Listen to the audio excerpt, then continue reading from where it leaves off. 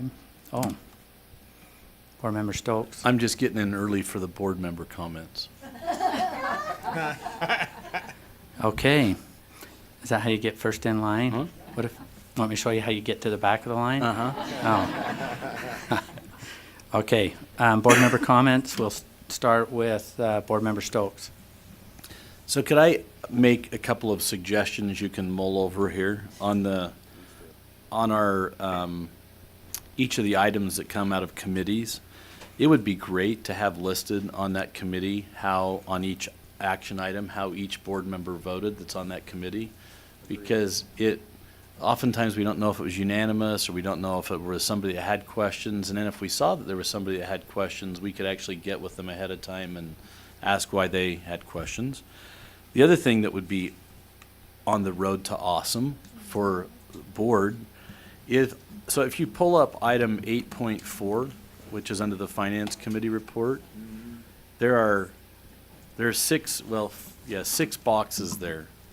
It would be great if we labeled these boxes 8.4.1, 8.4.2, so that when we get in a board discussion and we're trying to figure out which one we're all talking about the same one instead of draft 2, board policy 2001, draft 2. It would be just easier if we had the sub boxes and they were universally labeled. This is one that, so this one is probably one that I'll bet will be a stretch too far. But I've got two things. So this now things. This is the third. Okay. It would be great if on this list we had a superintendency recommendation as it came to committee, because when we get to committee, oftentimes,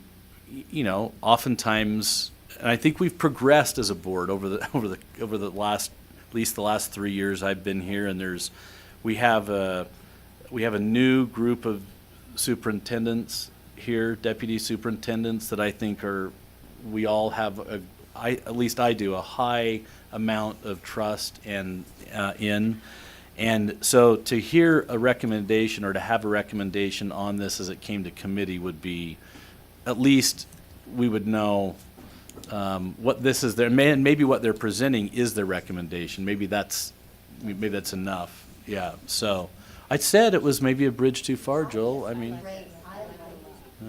Yep. Okay. Okay, that's all I have. That's State School Board District 2's report. Okay. Board Member Reby. So I went to a Midvale City Community Council meeting, and I have similar frustrations in my own district where patrons of our schools are frustrated with the size and how it's not equitable across the districts. In our districts, we have really large schools and really small schools. And I understand that in smaller districts, that's not a problem, or that is a problem, but you can't really do anything because there aren't any other schools. But in our larger districts, we end up allocating our resources to schools and not to the size of our schools.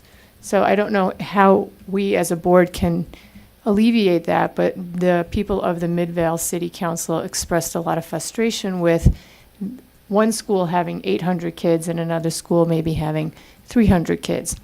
And so they asked me as a state how we could deal with that, and I said it's kind of a local decision, but if that's something that we could maybe look at and try to create a best policies for so that we can support our LEAs to have more equitable situations on their campuses, that would be helpful. I went to the Canyon School Board meeting, and the Canyon School Board expressed how appreciative they are of our staff, and every time they talk about the school board and the staff that works here, they are very complimentary and they are appreciative of all the hard work. I was on the RFP for the 910 with Carol, and I'd just like to thank the staff. They've worked tirelessly to make sure that we dotted every I and crossed every T and did everything the best we could, and they were very thorough. So we have an excellent staff here. And the last committee that I was on with the nominating SITLA committee, with Carol again. Somebody has to be your handler.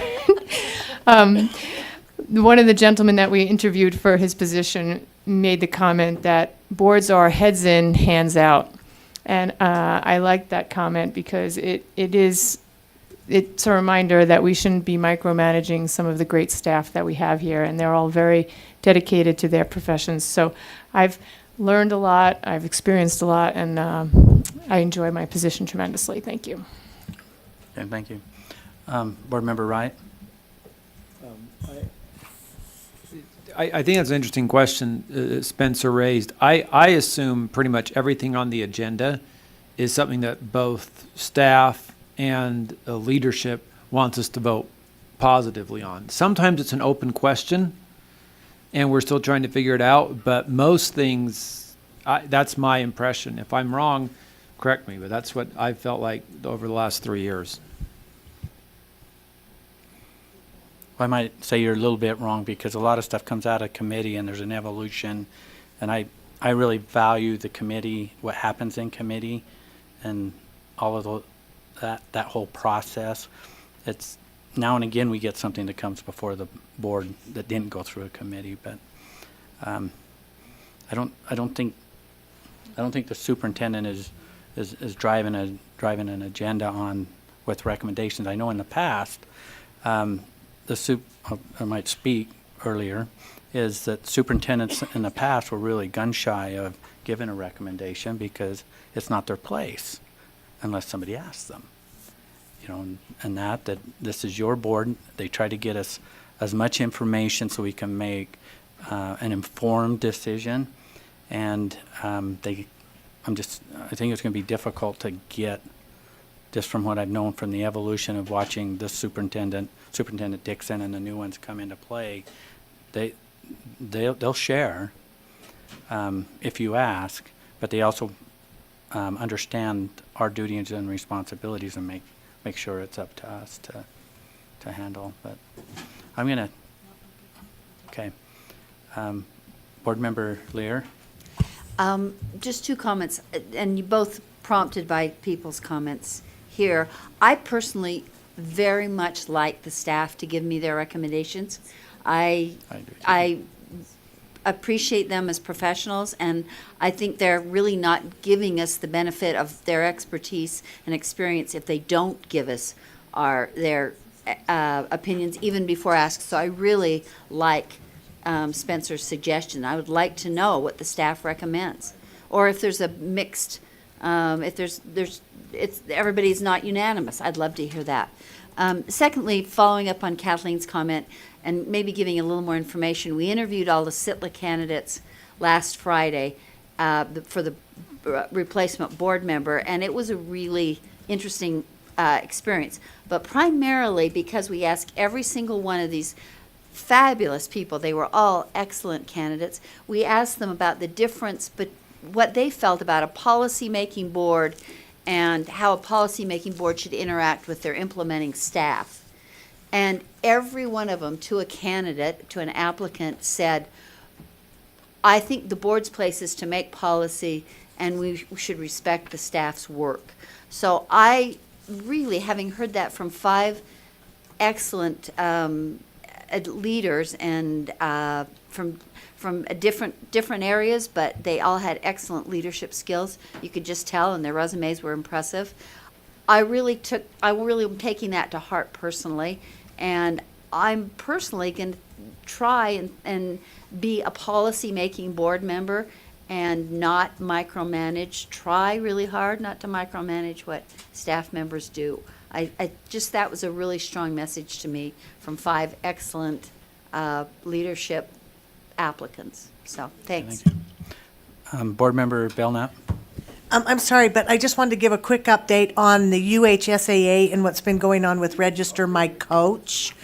And they have been registering coaches, and the problem being is, where does the liability lie if something happens and with that coach? Does it lie at the UHSAA, or does it lie with the person who has hired them? I think they've come up with a solution. I'm not going to give that yet because I want to wait till it comes to full fruition, but I just wanted you to know that they're working on protecting our vulnerable kids who have a lot of contact with coaches. So I appreciated that piece they're working on.